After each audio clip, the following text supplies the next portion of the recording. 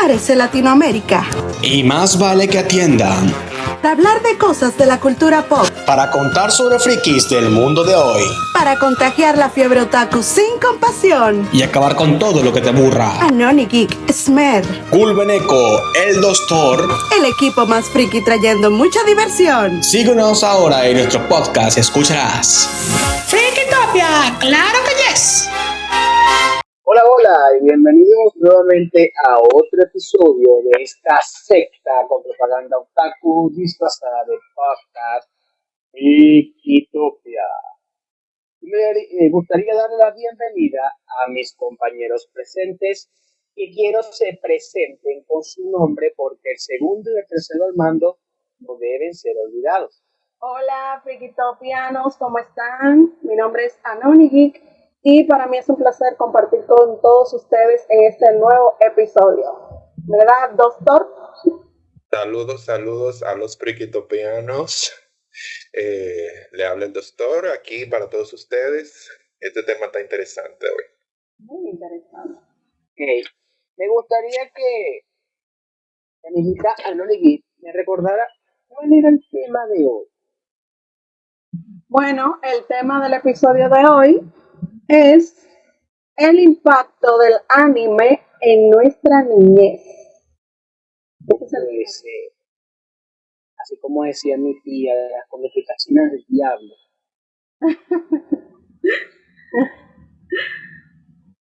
Sí, yo creo que todas las personas que están escuchando esto son conscientes de que en América Latina, sobre todo en lo que es parte de Colombia y Venezuela, en los años 90, gracias a personajes como Lili Ávila y José Guillón, se les dio esa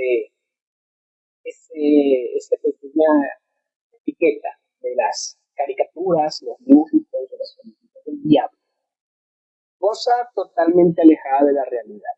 Lo que vamos a tratar en este tema es de qué forma positiva estas obras impactaron nuestra niñez y nos hicieron no solamente amantes, sino también soñadores hoy en día de todo lo que es poder crear, porque aquí todos tenemos una imaginación bastante activa, lo certifico. Así que me gustaría, muchachos, que uno por uno desarrollen su idea en base a lo que quieren compartir. Bueno, vamos a recordar un poquito de lo que es el término anime, ya que es una palabra muy utilizada por los otakus, esta hermosa y querida comunidad de otakus y de frikis que están de este lado de los gustos que tienen que ver con las animaciones japonesas, que es a la que más se refiere lo que es el anime, aunque curiosamente en Japón creo que no se utiliza esa palabra como nosotros la utilizamos en cuanto al concepto, pero bueno, el anime, como ya lo he dicho, trata de todo lo que tiene que ver con la animación japonesa, de ese lado del charco, como quien dice, del otro lado del mundo. Y hay muchísima tela que cortar realmente, aunque quizás no abarquemos todo, pero sí vamos a hablar de los géneros más importantes o más populares dentro de lo que es el anime. Estimada Anoni, debo de decirte que en Japón el término anime se utiliza para referirse a la animación en general. Ellos sí utilizan el término anime, pero como un término general para la animación. Exactamente. Sí, porque nosotros, como te decía, nosotros solamente lo usamos para referirnos a todo lo que viene de Japón, a todo lo que viene, o no de Japón, sino como de la cultura asiática en general. Todo lo que es anime. En otros países dicen anime y nosotros decimos anime, pero como tú lo acabas de decir, todas las producciones que tienen que ver con series, películas, que tienen que ver con animación, es anime en Japón y en todas. Entonces, regularmente el anime es dibujado a mano, pero actualmente hemos visto que es más común cada día el uso de efectos y animación en computadora regularmente. Sí, exactamente. Es muy bien, es adaptable a los nuevos tiempos porque hemos visto en Japón el género de esta animación del anime comienza en el siglo XX. Su primera animación fue en el 1907. Y ya en el 1900, sin embargo, en el 1930 fue como que se convirtió en un formato alternativo y que inicia con la narración de cuentos, historias de Japón, de cuentos e historias japonesas. Y aparece aparte. Podríamos decir que ellos comenzaron mucho antes que los grandes estudios ya desde el lado occidental, ¿verdad? Sí. Y qué curioso que no tuvieron como tanta popularidad de este lado, por lo menos. No, pero tú sabes que era un género más regional, era algo regional, eran historias japonesas. A la cultura de Japón, ¿sabes? Bueno, pero si lo debatimos, por ejemplo, también las animaciones occidentales presentaban o plasmaban la cultura occidental, o sea que en realidad... No, pero te estoy diciendo en esa época de inicio.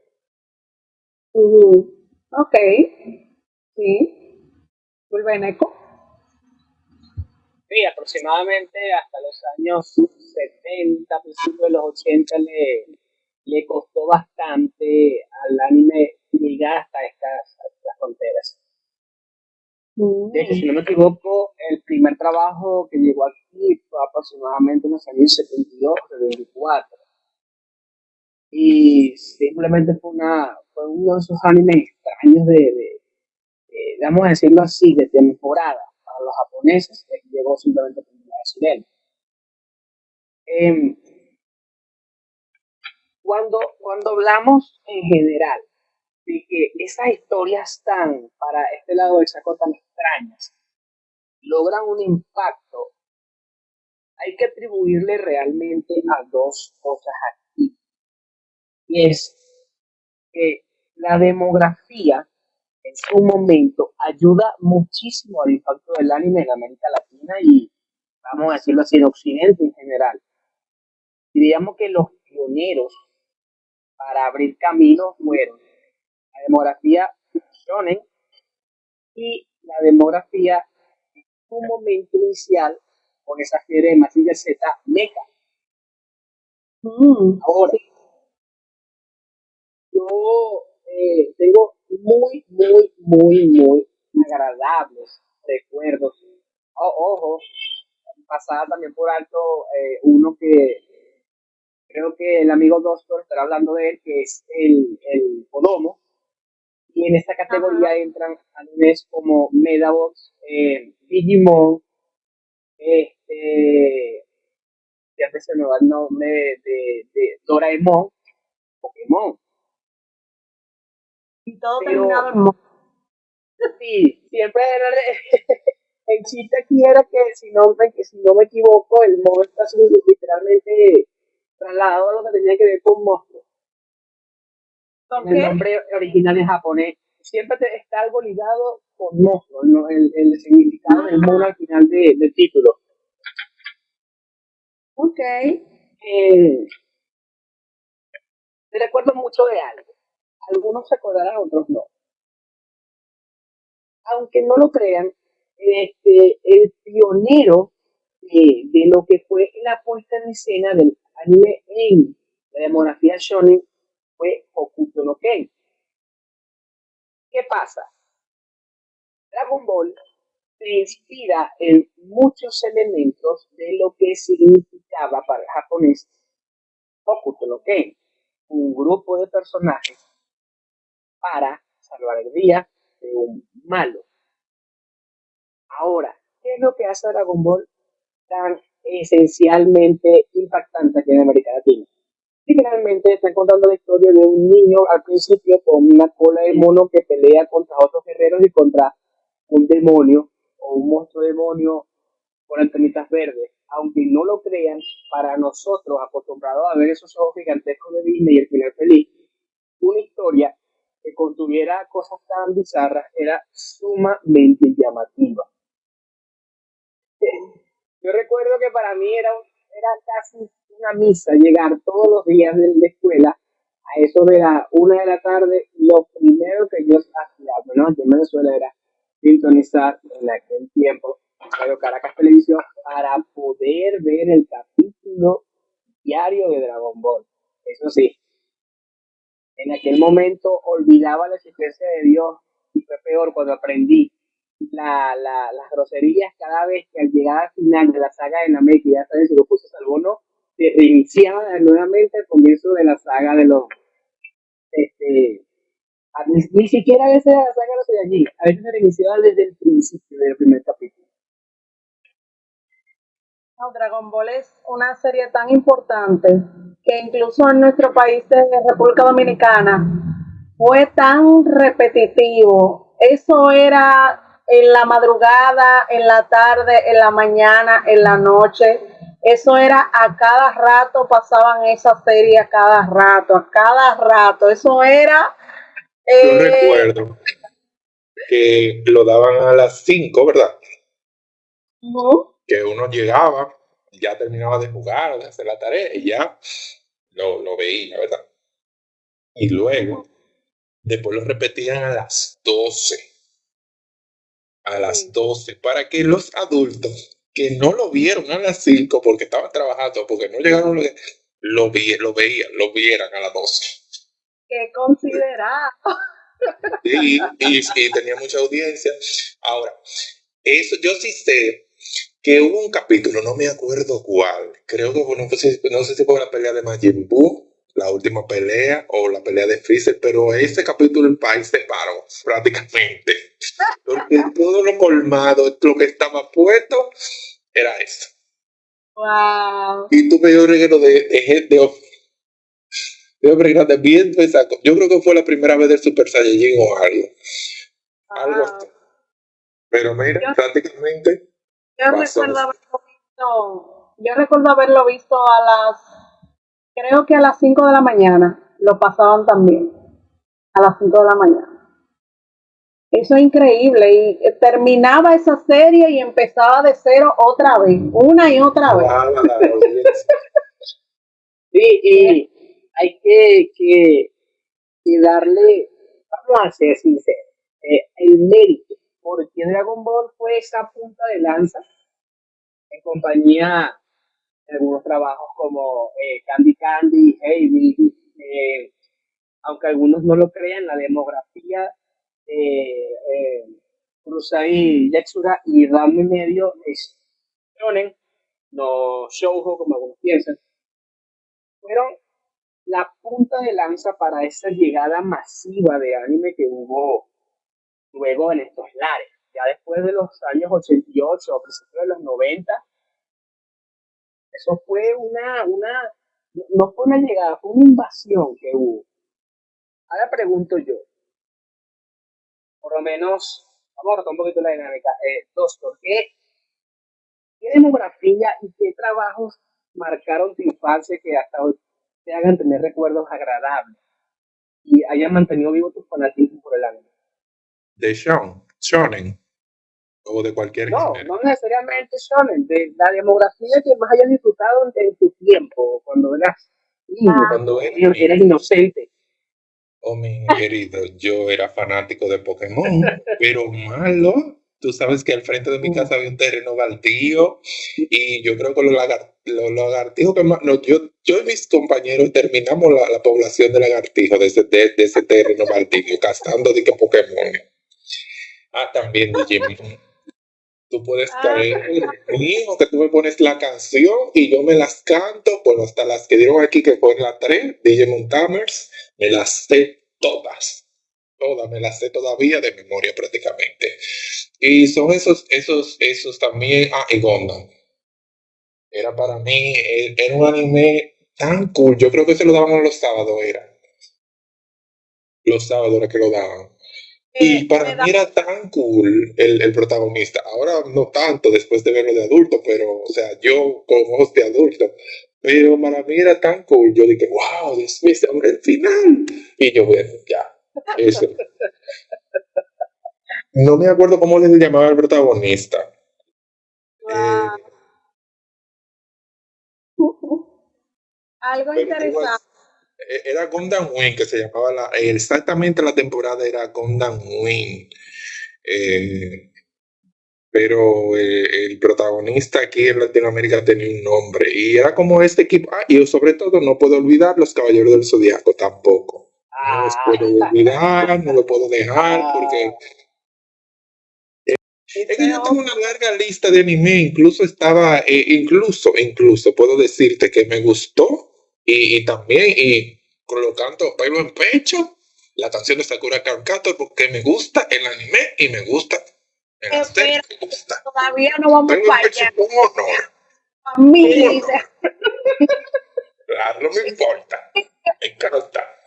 Oh, Dios sí. mío, algo que quería decir es que a pesar de que hay una infinidad de animes muy buenos, tanto actuales como clásicos, hay que decirlo, hay animes que han trascendido la historia y que a pesar de los tantos años que tienen, podemos decir que son los animes más de cultura pop y más icónicos de la historia. Porque, por ejemplo, ustedes mencionaron a Dragon Ball y mencionaron también a Pokémon, que para mí son dos de los animes que más importantes que hay en la historia de anime. Porque todavía pasan los años y todavía salen cosas nuevas, películas, videojuegos, y la gente es fanática, la gente no se olvida de eso, la gente no abandona esas franquicias porque fueron demasiado importantes. Cuando salió ese videojuego de de Pokémon Go, tú veías a la gente buscando los Pokémon en la calle como locos, en todos lados, porque eso es increíble, eso es increíble. Y todavía, a pesar de ya el fallecido Akira Toriyama, siguen saliendo cosas de Dragon Ball, nuevos proyectos y nuevas cosas. Y eso es muy interesante, la importancia que tiene un anime, el impacto que puede tener en una generación y en varias generaciones, vamos a decir. Es realmente impresionante, es lo que quería decir.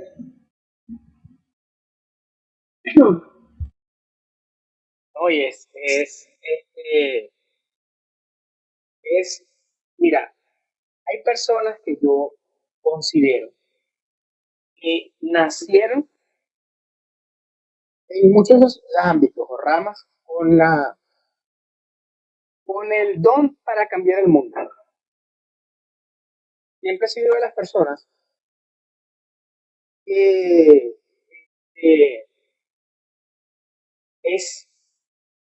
pienso que la ficción tiene el poder de cambiar vidas. Si ustedes se dan cuenta, la gran mayoría de mensajes que habían en esos trabajos no enteros eran siempre tres en particular. Uno era el amor por la aventura o lo desconocido. El segundo era esforzarse por hacer las cosas bien y correctamente y siempre aprender de los errores y de los fracasos.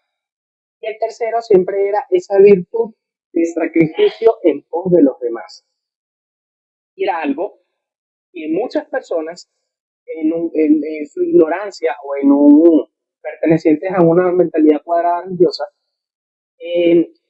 no reconocían y le quitaban ese privilegio de enseñanza tan brutal, sutil o no sutilmente que tiene en la narrativa el anime. Doctor, yo recuerdo que para mí, o sea, en líneas generales, ella y Iki eran mis héroes de mi infancia. O sea, cuando te digo mis héroes, eran mis héroes. O sea, a mí me podía generar la mayor ansiedad del mundo. Mientras yo estaba viendo un capítulo de Ciencia, yo sabía que cuando llegara Seiya o llegara X, las cosas iban a estar bien. Y eso es una sensación que la obra logra transmitir solo cuando se ejecuta de forma correcta. Lo mismo que ese sentimiento que te generaba Pokémon en base a lo que es la aventura, a conocer estas criaturas y cuidar de ellas. Inconscientemente te está sembrando un pensamiento de cuidado del medio ambiente y de la vasta cantidad de especies animales que puede haber. La ficción Sí, porque yo, podía... Sí, perdón, continúo. no, yo te iba a decir que eso mismo que nos pasa a nosotros, básicamente, es también lo que creo que en alguna, en algún punto, en algún momento, quizás más en mayor medida, porque para mí quizás eso es, Sakura es uno en un millón, ¿verdad? Pero porque yo no consumo ese tipo de anime, pero por ejemplo, que sí consume la rama shoujo, más o menos por la historia, dime si no, tiene como esa atracción del personaje, esa construcción del personaje. ¿Qué tú dices, Ann?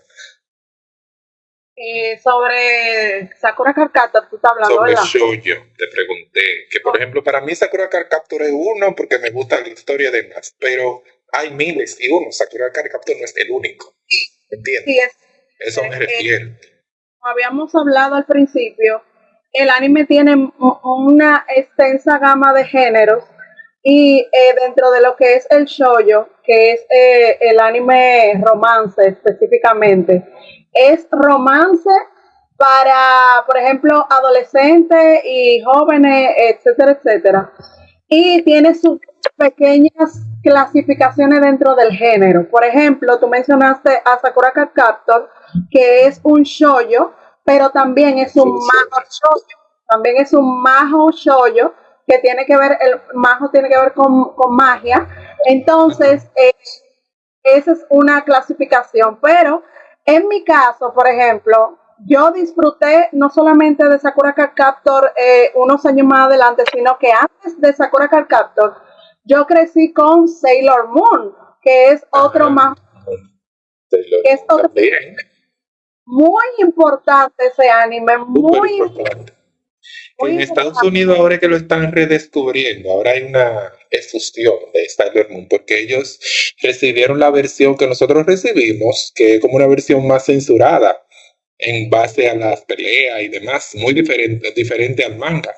Entonces ahora ellos están redescubriendo porque se ha liberado un nuevo anime, una versión más fiel al manga, como pasó con Full Metal Alchemist. Entonces ahora en Estados Unidos Sailor Moon está en boom.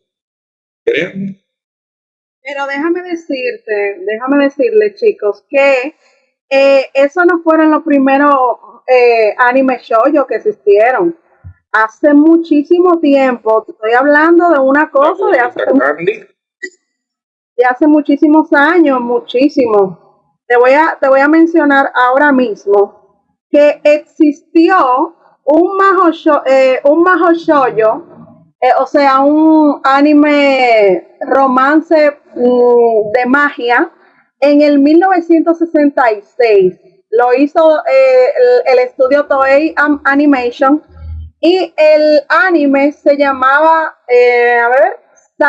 Sari, Maho Tsukai Sari.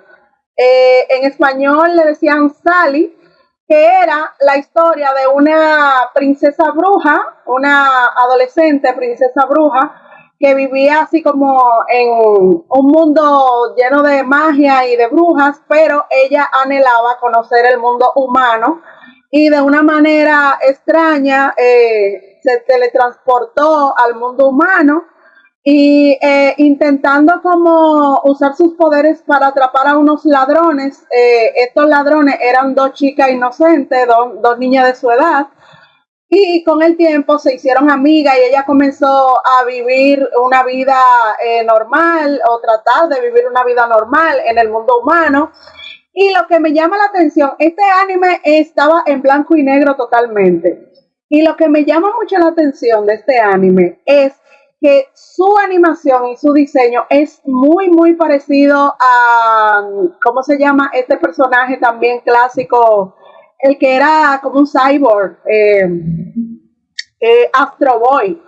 Su diseño es muy parecido al de Astro Boy y el concepto de la historia de esta animación o de este anime es muy parecido a esa serie también clásica de esta chica con magia y por ejemplo también a la serie de Sabrina la Bruja Adolescente. Tiene mucho parecido el concepto a ese tipo de anime. Entonces, no sé si ellos se inspiraron esas series noventeras de Sabrina la Bruja Adolescente y la otra bruja que no recuerdo cómo se llama también, la que tenía también poder y quería como vivir en un mundo humano.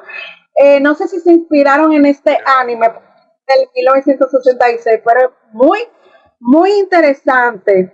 Y a partir de ahí fue que comenzaron a salir todas estos animes romances de magia y fantasía. Y luego más adelante les vamos a compartir algunos de nuestros favoritos en cuanto al anime romance y al anime shoujo. Hay muchísimos ejemplares hoy en día. Buenísimo, buenísimo, pero como las generaciones van cambiando y ustedes saben que estamos en una etapa de que la generación de cristal, que no sé qué, hay muchas cuestionantes y están cancelando a todo el mundo. Están cancelando a todo el mundo, hasta los personajes lo están cancelando, porque yo he oído muchísimos escándalos de personajes, oigan, personajes que son ficticios, pero que en realidad hay una problemática de que hay acciones de personajes o villanos que lo han romantizado, que hacen cosas que no están bien y lo han romantizado. Entonces, en estos tiempos ya es como un poco más peligroso ese asunto. Entonces, luego les compartiré esa parte. Bueno, yo podría decir algunos de mis animes favoritos, pero como ya dijiste que luego, pues lo dejamos luego, porque es algo que a mí me emociona bastante. Pero hay un género, señores, que aquí voy a entrar un poquito en lo controversial y no tan controversial. ¿Por qué? Porque, por ejemplo, el género, hay distintos géneros de anime, como hemos venido hablando, y algunos de los más quizás famosos son el shoujo, el chunin, etcétera, etcétera, etcétera. Pero también existe el ecchi. Y quizá algunos de ustedes dirán, ¿qué es eso? ¿Con qué se come eso? Bueno, el ecchi no es nada más y nada menos, en una definición simple, que un anime en donde se hacen ciertos tipos de insinuaciones. Y esas insinuaciones siempre son sexuales. Hay una lista por ahí como de 50 animes hechos que yo no las voy a mencionar porque yo no los conozco ninguno, ni he visto a ninguno de esos. Sin embargo, como dice el actor... Y andan antojando. No, si usted quiere saber, bueno, pues váyase usted mismo y googleelo. Pero yo no se los voy a decir. Pero bueno. En mi animalista. Pero el caso es que hay algunos animes que aunque no son ecchi en sí, porque el ecchi es para mayores de 18 años, esos animes sí tienen como que un poquito de ese tipo de cosas. Tienen un poquito, por ejemplo, de ese tipo así, anime, romance mezclado con con peleas, con acción, y ahí tiene su partecita ecchi. Ranma y medio, por ejemplo, tenía sus cositas hechis, tenía sus cositas ahí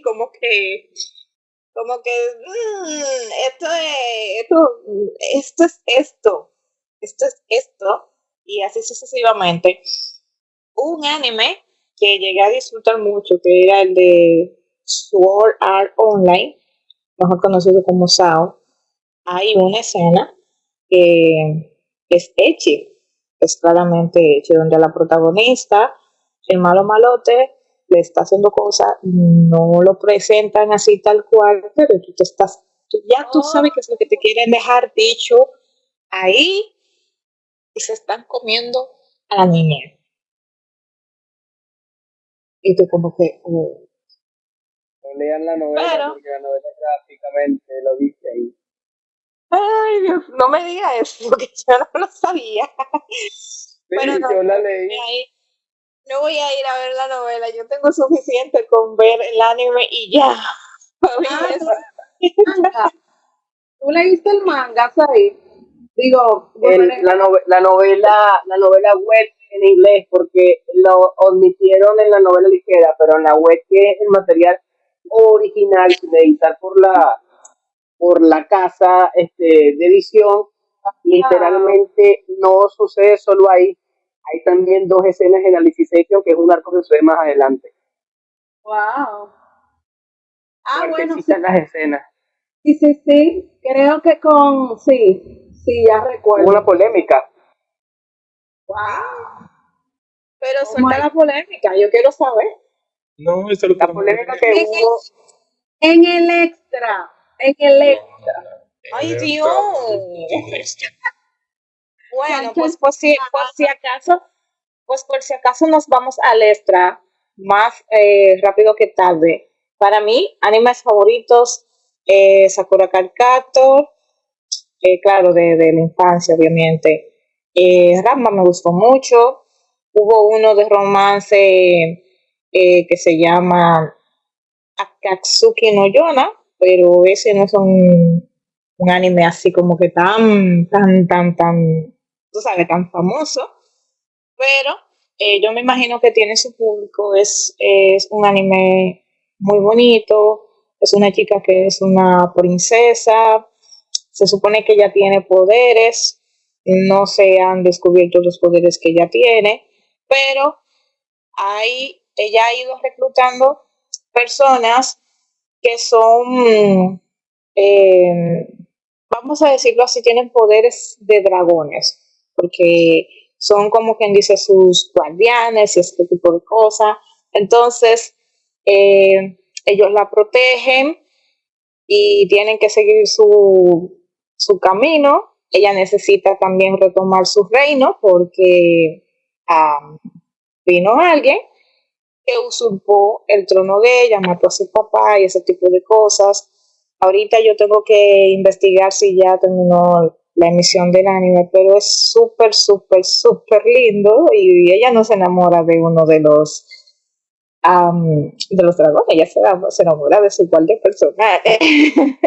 Pero el tipo es medio loco, porque el tipo es como así, como que sí, tú eres la princesa, pero no te descuides porque ya ustedes saben. Bueno, cabe destacar, como iba diciendo, que realmente el anime nosotros lo vemos desde nuestro punto de vista, desde nuestra infancia, pero había animes, como dijo, que estaban corriendo desde antes de nosotros, desde que se repitieron en nuestra infancia, ¿verdad? Pero que estaban desde antes en transmisión, ¿verdad? Porque, por ejemplo, Meteoro o Speed Racer, que nosotros lo conocemos como Speed Racer, Meteoro en Latinoamérica, es un anime bien viejo de 1970 y algo, ¿verdad? Es de 1970 y algo, pero yo llegué a verlo, recuerdo que en un canal de aquí lo transmitieron. Y para mí es un anime que fue uno de los primeros, y verdad, y tiene su estilo y todo y demás, pero es un anime, no es cosa. Y además le ganó en ciertos momentos, le ganó la batalla, tú sabes, a Hanna-Barbera, lo que hablamos en estilo de audiencia, por lo menos en Latinoamérica. Speed Racer era bacano. Yo no me acuerdo de tantas cosas, pero la canción era muy bacana, era muy heavy. Me acuerdo un poquito de la melodía. Y era súper bueno.